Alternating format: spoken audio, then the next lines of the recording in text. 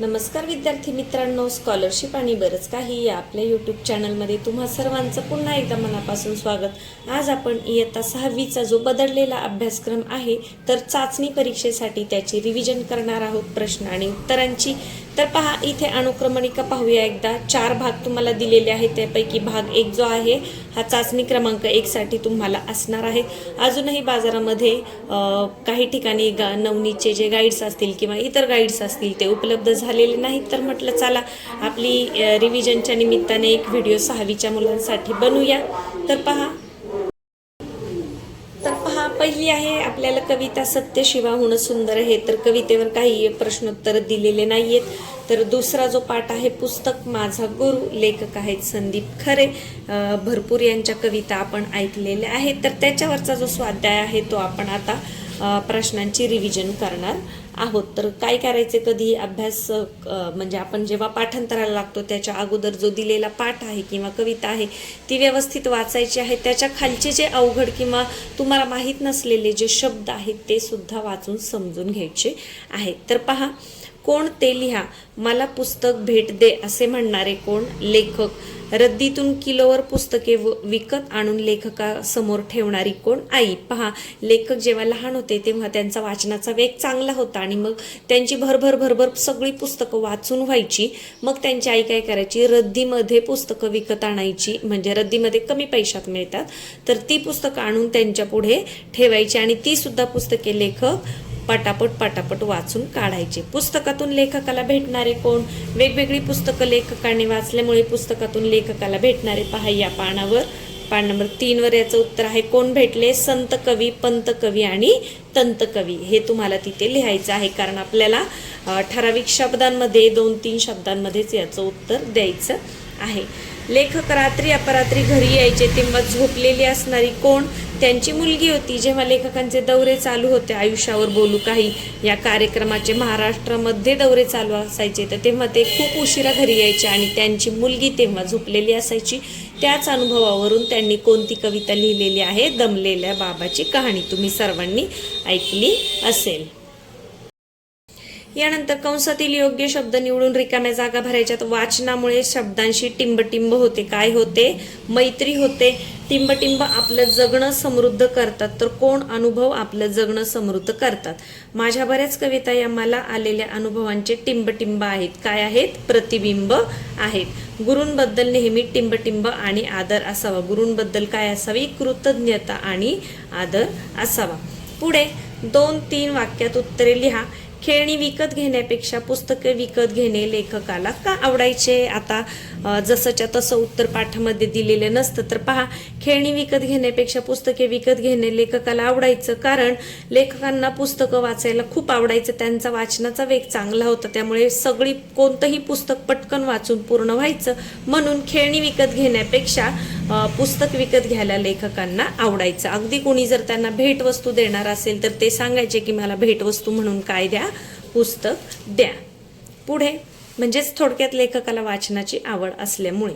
कविता लेखनाबद्दलचा लेखकाचा बालपणीचा अनुभव तुमच्या शब्दात विशद करा। आता इथं जे दिलेलं आहे ते काय करायचे, तुम्हाला तुमच्या शब्दामध्ये मांडायचं आहे। तर तुम्ही कसं उत्तर लिहाल की लेखकाला लहानपणी वाचनाची खूप आवड होती, त्यांनी भरपूर पुस्तकं वाचलेली होती, त्यामुळे काय झालं, हळूहळू पुस्तक लेखकांचे गुरु बनले आणि 4थीला असताना लेखकांना पहिली कविता सुचली, ती सगळ्यांना खूप आवडली आणि त्या कवितेसाठी त्यांना बक्षीस सुद्धा मिळालं होतं। तर या पद्धतीने लेखकाची तुम्ही लहानपणीचा जो बालपणीचा अनुभव आहे कविता लेखनाबद्दलचा तो तुम्ही सांगू शकता। यानंतर माझ्या बऱ्याच कविता या मला आलेल्या अनुभवांचे प्रतिबिंब आहेत असे लेखक का म्हणतात? आता त्याचं उत्तर इथे आहे पहा। तर इथं काय लिहिले पहा, लेखक माझे दुसरे गुरु म्हणजे मला आयुष्यात आलेले अनुभव। आता तुम्ही हे वाक्य असं लिहायचं नाही, तर तुम्ही काय लिहायचे, लेखकांचे दुसरे गुरु म्हणजे त्यांचे अनुभव होते। अनुभव आपल्याला खूप काही शिकवून जातात, आपलं जगणं समृद्ध करतात। लेखकांच्या काही कविता या त्यांना प्रत्यक्ष आलेल्या अनुभवांचे प्रतिबिंब आहेत। त्यापैकी एक उदाहरण म्हणून घ्यायचं झालं तर दमलेल्या बाबाची कहाणी। जेव्हा आयुष्यावर बोलू काही या कार्यक्रमाचे दौरे त्यांच्या महाराष्ट्रात सुरू होते तेव्हा त्यांची मुलगी लहान होती। दौऱ्यांमुळे लेखक लेखकांना त्यांच्या मुलीसाठी अजिबात वेळ मिळत नव्हता.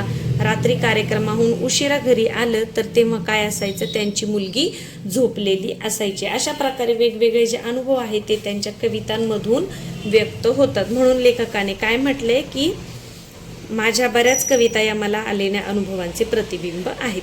पुढे लेखकाने पुस्तकांना गुरु का मानले याविषयी स्पष्ट करा. आता लेखकाने पुस्तकांना गुरु का मानले पहा, इथे आहे.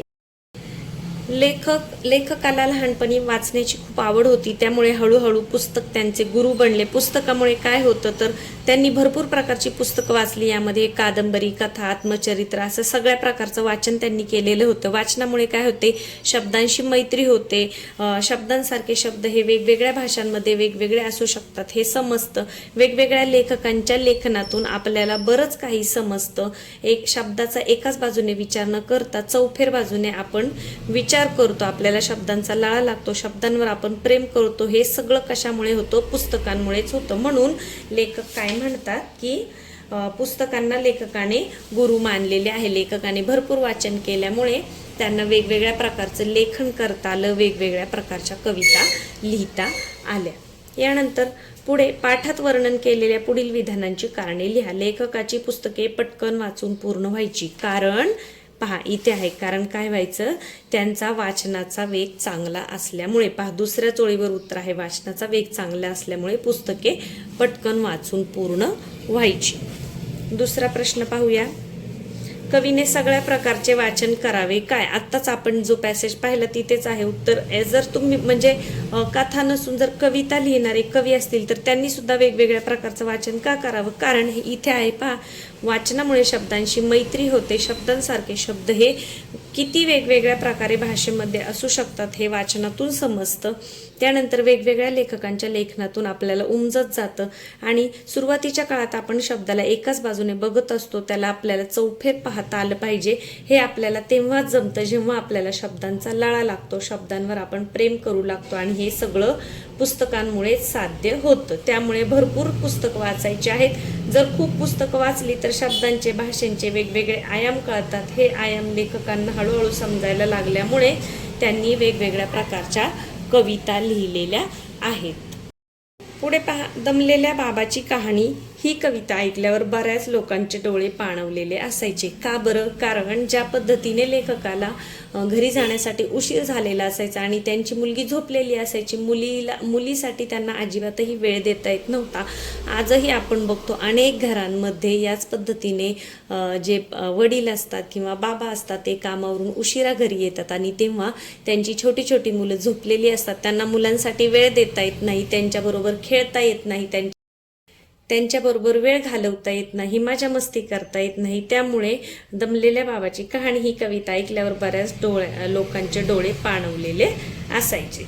आता पहा, विचार करावं सांगा. आता काय होतं, जेव्हा तुम्हाला पेपर येतं तेव्हा बऱ्याच वेळा उपयोजनात्मक प्रश्न असतात, म्हणजे ज्याची उत्तरं तुम्ही स्वतः विचार करून लिहायची असतात.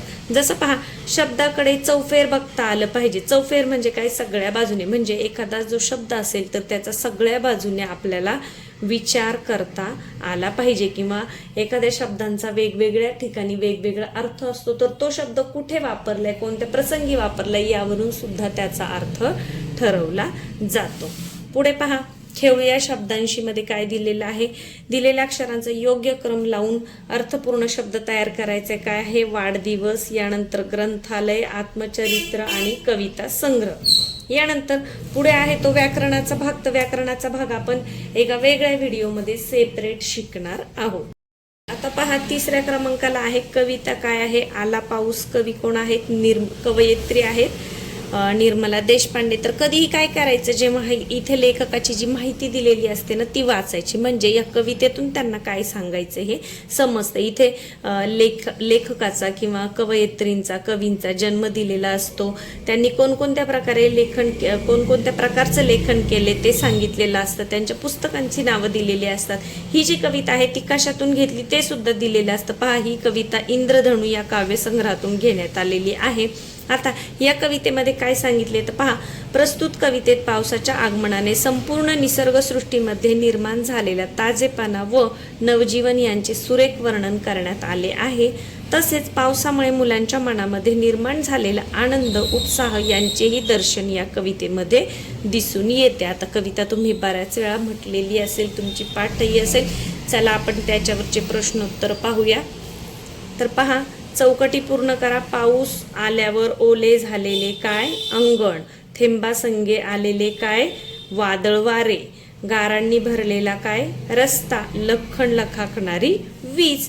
आता पावसामुळे वातावरणात कोणकोणते बदल झाले तर पावसामुळे काय?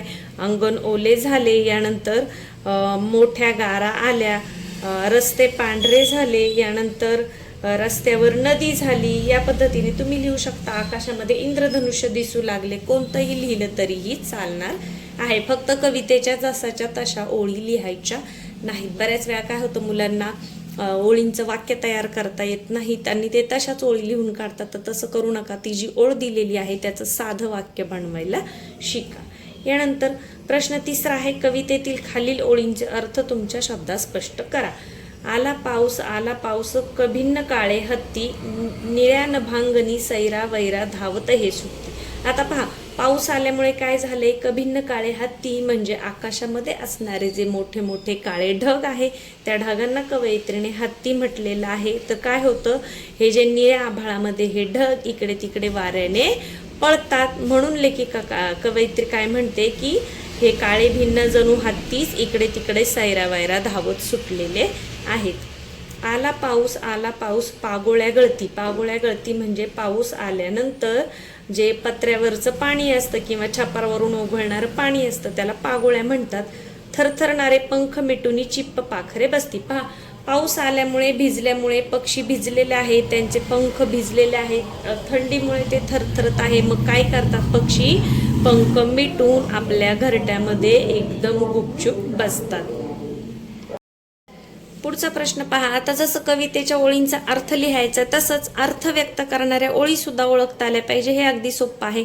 पाऊस पडत असताना त्यात खेळणारी खोडकर मुले विजेचा लखलखाट होताच घरात पटकन पळतात. तर पहा, इथे आहे तिसऱ्या ओळीवर, आला पाऊस वीज लखाके लखन भिजणारी ती अवखळ पोरे घरात पळती पटकन. यानंतर पुढे, ऊन पावसाचा खेळ सुरू असताना इंद्रधनुष्याची कमान आकाशात दिसते. इंद्रधनुष्य कुठे दिसते आपल्याला? पहा, इथे आहे. आला पाऊस मध्येच पिवळे ऊन हासे, सप्तरंगी इंद्रधनुची कमान आकाशात दिसे. पुढे पहा, विचार करा व सांगा. पावसात भिजण्याचा तुम्ही घेतलेला आनंददायी अनुभव तुम्ही थोडक्यात सांगा. तर इथे प्रत्येकाने वेगवेगळे लिहायचं आहे. जसं आपण लिहू शकतो की आम्ही एकदा शाळेत आलेलं किंवा मी एकदा शाळेत आलेले असताना मी छत्री आणायची विसरले होते किंवा रेनकोट विसरले होते. शाळा सुटली, आम्ही मैदानात आलो आणि अचानक पाऊस सुरू झाला आणि मग इकडे तिकडे पळण्यापेक्षा आम्ही मनसोक्त पावसामध्ये भिजलो, मित्रमैत्रिणींबरोबर मजा केली. या पद्धतीने लिहू शकता. किंवा मग तुम्ही शेतात गेलेले आहात आणि थोडासा पाऊस आलाय आणि मग तुम्ही पावसाची मजा घेतली तुमच्या घरच्यांबरोबर, असं सुद्धा तुम्ही लिहू शकता. पावसाळा सुरू होताच निसर्गात कोणकोणते बदल होतात ते तुमच्या शब्दात सांगा. तर काय काय होतं? पावसाळा सुरू होतात, आकाशामध्ये ढग दिसू लागतात, थोडासा पाऊस पडून गेल्यानंतर डोंगर हिरवे दिसू लागते, सगळीकडे रानात रस्त्याला छोटे छोटे गवत उगवायला लागतं, छोटी छोटी गवतांवर छान रंगीत फुले आपल्याला दिसतात. यानंतर नदी नाले हे वाहायला लागतात, खळखळ असा आवाज त्यांचा होतो. यानंतर झाडे स्वच्छ अगदी धुवून आंघोळ केल्यासारखी दिसतात, पक्षी त्यांच्या घरट्यामध्ये बसतात. पाऊस आल्यावर हवेमध्ये गारवा निर्माण होतो. पाऊस जेव्हा पहिल्यांदाच पडतो तेव्हा मातीवर थेंब पडल्यामुळे मृदुगंध येतो, म्हणजे मातीचा जो सुवास आहे तो वाऱ्याबरोबर सगळीकडे पसरतो. या पद्धतीने तुम्हाला जे जे दिसले पावसाळ्यामध्ये ते तुमच्या शब्दामध्ये 5-6 ओळीमध्ये लिहायचं आहे. पुढे आहे कवितेतील यमक जुळणारे शब्द शोधावं. लिहा. तर तुम्हाला यमक अलंकार हा आहे. यमक अलंकाराची उदाहरणे तुम्हाला आहेत तर ते आपण पुढे पाहणार आहोत. जसं पहा, गारा सारा ज्यांचा उच्चार सारखा असतो ते असतात यमक जुळणारे शब्द. गारा सारा, लखन पटकन, नदी पाण्यामध्ये, हासे दिसे, हत्ती सुटती, हे काय? गळती बसती. हे काय आहेत? यमक जुळणारे शब्द. पुढे आहे शब्द साखळी. तर अशी शब्द साखळी आपण लहानपणीपासूनच शिकलोय. शेवटचे जे अक्षर आहे त्याच्यावरून पुढे तयार होणारा शब्द असला पाहिजे. जसं आकाश, मग श वरून काय लिहू शकतो आपण, शतक, मग क वरून क, प वरून पतंग, ग वरून गवत, इमारत, त वरून तलवार, र वरून रवी, वी वरून विहंग, ग वरून परत गवत झालेला आहे आपल्याला, ग वरून गगन असा शब्द आपण लिहू शकतो.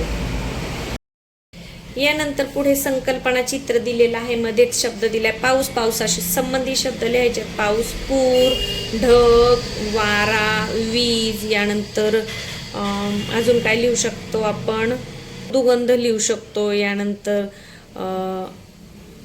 झरा लिहू शकतो, धबधबा लिहू शकतो, पावसाशी संबंधित आहे. यानंतर अजून काही एक शब्द आपला राहिला आहे, तर इथे आपण काय लिहू शकतो, वादळ वारे लिहू शकतो. पाऊस आल्यानंतर वादळ वारे सुटतात. पुढे पहा, घर या शब्दाशी संबंधित शब्द लिहून संकल्पना चित्र करा. म्हणजे घर शब्द मध्ये लिहायचं आणि मग तुम्हाला घराशी संबंधित बाकीचे शब्द लिहायचे. जसं घर लिहिल्यावर तुम्ही अंगण, दरवाजा, खिडकी, पडदे, टेबल या पद्धतीने लिहू शकता. पुढे पहा, खालील शब्दांसाठी समानार्थ शब्द शोधून लिहा. तर रस्त्याला समानार्थी शब्द आहे वाट किंवा पथ. मार्ग सुद्धा होईल. घरला सदन आलंय, नदीला सरिता आणि आकाशासाठी गगन हा सुद्धा शब्द तुम्ही लिहू शकता. पुढे वाचा आणि लक्षात ठेवा. खालील शब्दांची एकवचन व अनेक वचन रूपे सारखीच आहे. जसं पहा, एक अंगण, दोन अंगणच होतं, तीन अंगण, चार अंगण. थेंब सुद्धा, थेंबाचं वचन बदलत नाही. एक थेंब, दोन थेंब, तीन थेंब. आपण एक थेंब आणि दोन थेंबे असं म्हणतो का? नाही. पाऊसचं पाऊसच राहतं. हत्ती पण एक हत्ती, दोन हत्ती, दोन, तीन हत्ती, चार हत्ती, पाच हत्ती. हत्तीचं हत्ते होतं का? नाही. भाषाचं पण तसंच आहे. एक भाषा, दोन भाषा, तीन भाषा. आकाशचं पण तसंच आहे. यांचं एक वचन आणि अनेक वचन हे सारखंच आहे. पुढे पहा, पावसाचे पाणी वर्षभर कोणकोणत्या प्रकारे आपल्याला साठवून वापरता येईल याची आंतरजालावरून म्हणजे मोबाईल, इंटरनेटवरून आपण माहिती मिळवायची आहे. यानंतर पुढचा जो भाग आहे तो आहे अलंकाराचा. तर ते आपण वेगळ्या व्हिडिओमध्ये पाहणार आहोत. पुढचा पाठ पाहूया, अनुभवांच्या खाणी. आता पहा, दैनंदिन जीवनामध्ये ज्या वापरल्या जाणाऱ्या म्हणी आहेत त्या किती महत्त्वाच्या आहेत त्याच्याविषयी हा धडा आहे, अनुभवांच्या खाणी. हा पाठ तुम्ही वाचलेलाच असेल तर आपण त्याच्यावरचे प्रश्न पाहूयात. का ते लिहा. तर का घरी येताना सौरभचा चेहरा फुललेला होता, कारण त्याला बक्षीस मिळाले होते. सौरभ घरी आला तेव्हा आई घरी नव्हती, कारण आई कुठे गेली होती? राधा काकूंकडे शेजारी. सौरभच्या शाळेने एक उपक्रम हातात घेतला होता, कारण आपल्या मराठी भाषेला अभिजात भाषेचा दर्जा मिळाला होता. आजी चकित होऊन सौरभकडे पाहत राहिली, कारण सौरभ एका पाठोपाठ एक पटापट म्हणी अशा म्हणतच गेला. पुढे पहा, कोणते लिहा. राधा काकूंकडे गेलेली आई, म्हणी व वाक्प्रचार या पुस्तकाचे लेखक कोण आहेत? इथे आहे पहा, डॉक्टर अरुण जोशी. त्यांना बक्षीस मिळालं होतं सौरभला. यानंतर धाडधाड म्हणी सांगणारा कोण? सौरभकडे कौतुकाने पाहणारी आजी. प्रश्नोत्तर सोपे आहेत. पाठ जर व्यवस्थित वाचला तर हे प्रश्नोत्तर पाठ करण्याची तुम्हाला गरज लागणार नाही. 2-3 वाक्यात उत्तरे लिहा. म्हणींवर आधारित स्पर्धेची अट कोणती होती? तर पहा, म्हणींवर आधारित स्पर्धेची अट होती, आपल्या शरीराच्या अवयवाचा उल्लेख असणारी म्हण सर्वांनी किंवा स्पर्धकांनी सांगायची होती, ही अट होती. यानंतर ही स्पर्धा मी आजीमुळे जिंकलो असे सौरभ का म्हणाला? कारण सौरभची आजी काय करत होती? तर पहा, घरात येता जाता उठता बसता आजी म्हणींचा वापर करून छान बोलत होती, म्हणून सौरभच्या बऱ्याचशा म्हणी पाठ झाल्या होत्या आणि त्याला त्या काय झालं, स्पर्धेमध्ये सांगता आल्या. म्हणी व वाक्प्रचार यांची वैशिष्ट्ये कोणती? तर म्हणी व वाक्प्रचार यांची वैशिष्ट्य कोणती आहे? तर इथे आहे पहा, म्हणींमध्ये काय असतं तर वाक्य छोटं असतं, त्यांचा अर्थ मोठा असतो. यानंतर हे सांगण्यापेक्षा इथून सांगितलेलं बरं पडेल. पहा, म्हणी दिसायला जरी लहान असल्या तरी त्यांचा अर्थ खूप मोठा असतो. म्हणी भाषेला गोडवा प्राप्त करून देतात. योग्य वेळी वापरलेल्या म्हणींमुळे बोलणे अधिक परिणामकारक होते. अशा म्हणी जीवनातील महत्त्वाचे धडे आपल्याला शिकवतात. म्हणून म्हणी आणि वाक्प्रचार यांचं काय महत्त्व सांगायचं आहे, ती वैशिष्ट्ये सांगायची आहे. पुढे इथे तक्त्यामध्ये दिलेले म्हणी शोधायचे आहेत, त्यातून मी शोधल्याच असतील खाली दिलेत तर मी त्यांचे अर्थ सांगते. पहा, इकडे आड तिकडे विहीर म्हणजे दोन्ही बाजूनी संकटाची परिस्थिती असणे. आयत्या बिळावर नागोबा म्हणजे एखाद्याने आयतं काहीतरी करून ठेवलेलं असेल त्याचं श्रेय दुसऱ्याने घेणे. कोल्हा काकडीला राजी म्हणजे क्षुद्र किंवा जी सामान्य माणसं असतात ते अतिशय क्षुद्र गोष्टींनी क्षुल्लक गोष्टींनी सुद्धा खुश होतात. कर नाही त्याला डर कशाला म्हणजे ज्याने एखादी जर आपण चूक केलीच नसेल तर आपल्याला त्याबद्दल घाबरायची गरज नसते. बैल गेला आणि झोपा केला म्हणजे काय, संकट निघून गेल्यानंतर मग बचावाची तयारी करणे. हा पापाचा मालगा पापा म्हणजे एखाद्या दुसऱ्याच व्यक्तीचे श्रेय तिसऱ्यानेच घेणे. यानंतर नावडतीचे मीठ आणि म्हणजे एखादी व्यक्ती जर आपल्याला आवडत नसेल तर तिने केलेले कोणतेही चांगले काम सुद्धा आपल्याला खराबच वाटते. करावे तसे भरावे हे सोपं आहे, जसं आपण करतो त्याच पद्धतीने आपल्याला फळ मिळतं. गाव करी ते राव न करी. पहा, गाव करी ते राव न करी म्हणजे एखादं काम एकटा माणूस करू शकत नाही, परंतु सर्वजण मिळून एकजुटीने ते काम करू शकतात, जसं एकीचे बळ. अति तेथे माती, कोणत्याही गोष्टीचा अतिरेक हा वाईटच असतो. बाप तसा बेटा म्हणजे आई वडिलांचे जे गुण असतात ते मुलामध्ये आपोआप दिसतात. गर्वाचे घर खाली म्हणजे गर्व कधीही करू नये. गर्व केल्यानंतर कधी ना कधी त्या व्यक्तीला म्हणजे हार मानावी लागते किंवा गर्वाचं घर हे नेहमी खालीच होतं, त्यामुळे गर्व करू नये.